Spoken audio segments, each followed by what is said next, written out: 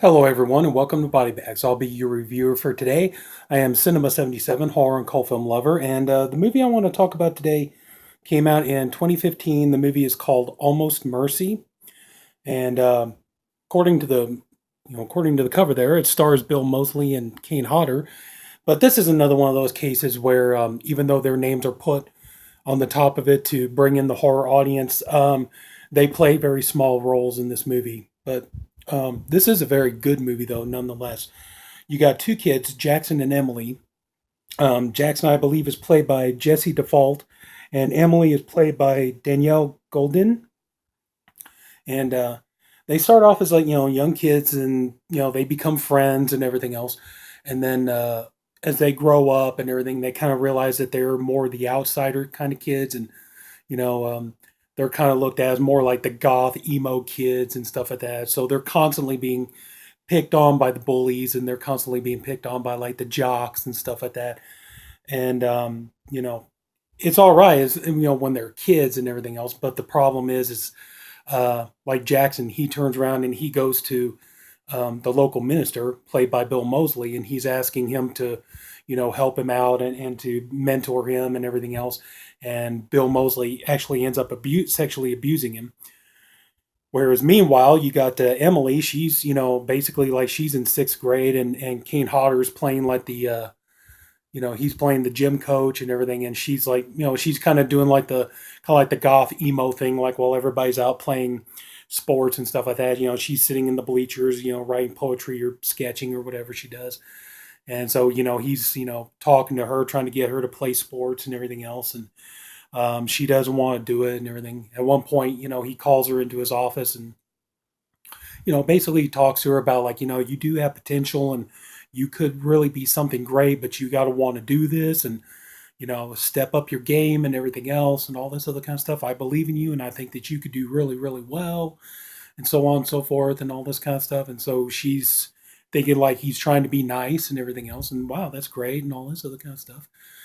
And then, she leaves, but then she overhears him having a phone conversation talking about like yeah, he's telling her all this stuff, but really he wants to get in her pants and things like that. So pretty much that's kind of the thing. Like just about everybody that Jackson and Emily come across keeps letting them down, and they keep making everything worse and worse and all this kind of stuff. And at one point, like Emily, she starts kind of dabbling in taking drugs and stuff. Jackson wants no part of that. So she ends up at a party, and she's getting high, getting, wasted and all this other kind of stuff. And the football players basically they all take a turn raping her. And so, she's devastated by what happened, obviously. And so, she goes to talk, she goes to tell somebody about it and everything else.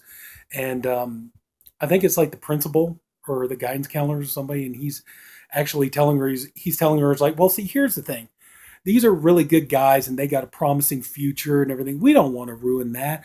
And honestly, it's more like your fault because, you're just such a trashy person. And I think it would be better if you stay away from from like the football players and stuff like that. Cause they don't really need to be hanging around with a piece of garbage like you. And it basically puts all the blame on her. And so,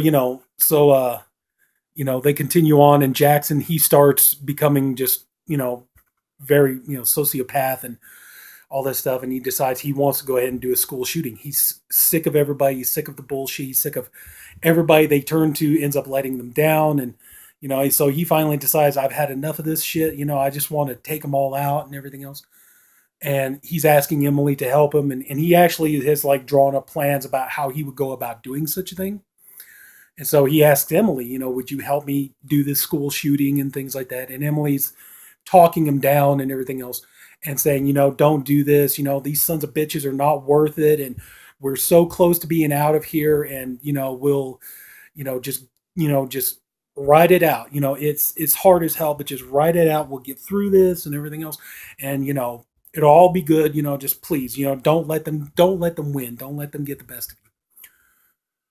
And so Jackson, at first, he decides he's going to go ahead and he's going to go through with it. So he's got the trench coat, and he's got the guns and everything else. He's all loaded up, ready to go, and all this other kind of stuff. And so he's heading towards the school and all this, and then he finally he hasn't pulled out the guns yet or anything like that, but he's right about there and all this kind of stuff. And Emily, she's wanting him to, I was like, she's kind of going to tell him, come on, don't do it, back down and stuff. But she realizes she doesn't have to tell him because he decides, Emily's right. There's no reason I need to do this, and why should I let these bastards win, and all this other kind of stuff, and why throw away my life because of them and all this stuff. But see, at the same time, his mother, Jackson's mother, she comes into his room and she sees that he's made up these, kind of like blueprints of how he's going to do a school shooting and things like that. And she's worried he's going to get hurt or he's going to hurt somebody else. And so she decides she's going to go ahead and she's going to call the police and, get them to Jackson before he can do any damage. So so he tells her, he decides he's not going to do it. He's pulling out and everything. And she's like, good, it's like, don't let it ruin your life and things like that. Well, just then, that's when the police show up and everything, and they're getting ready to arrest Jackson, but then they decide that they're going to go ahead and they're going to start beating on him and just viciously attack him. And Emily is, screaming at the police, tell them, don't do this to him. He's, he backed out and, he stopped before anybody got hurt, leave him alone. Don't hurt him and all this other kind of stuff.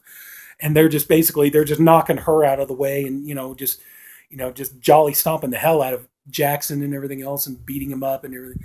So they grab him, they throw him in the car and they take him off to jail. Even though Jackson, pretty much gave up, he surrendered and everything else, they decided to go ahead and just knock the shit out of him for the fun of it. And so what ends up happening is that Emily decides she's had enough of this. And, she says, you know what? He didn't go through with it, but I'm going to.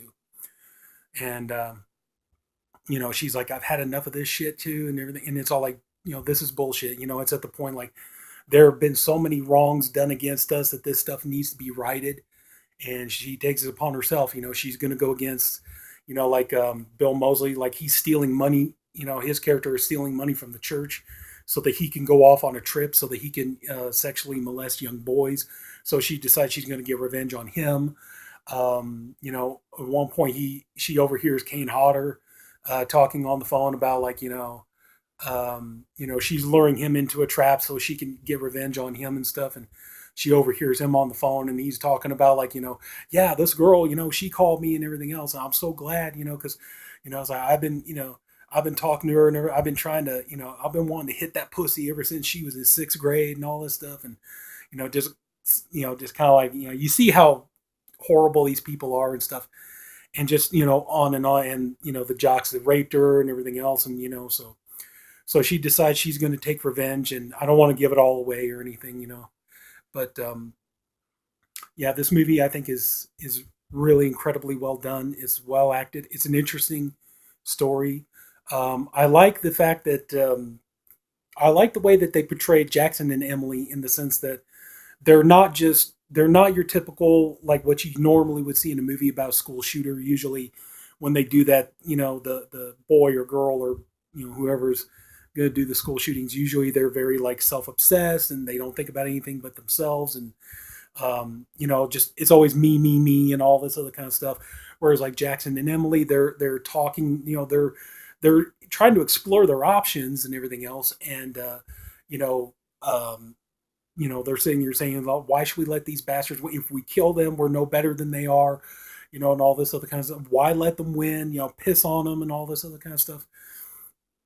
So I like the fact that they're not just your typical, people pick on us, so we're just going to kill everybody. And, but it's that, but I like the fact that it's like, they really try to maintain their morality for so long until it finally hits that breaking point where, Emily just, decides this is, I can't do this shit no more. It's like, this is done.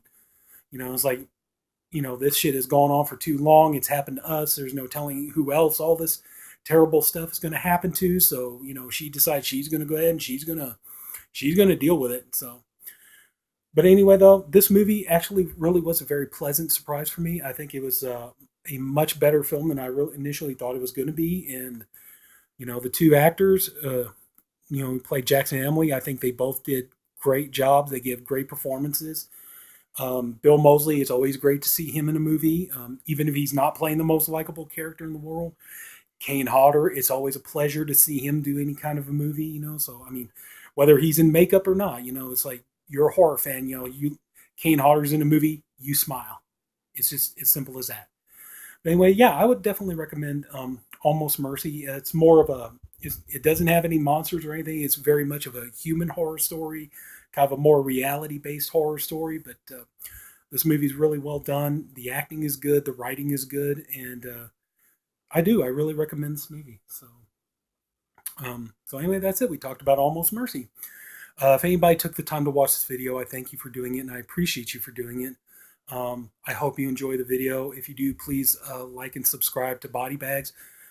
We have great episodes throughout the week. We have there's a video every day with a different reviewer. I'm the Saturday reviewer.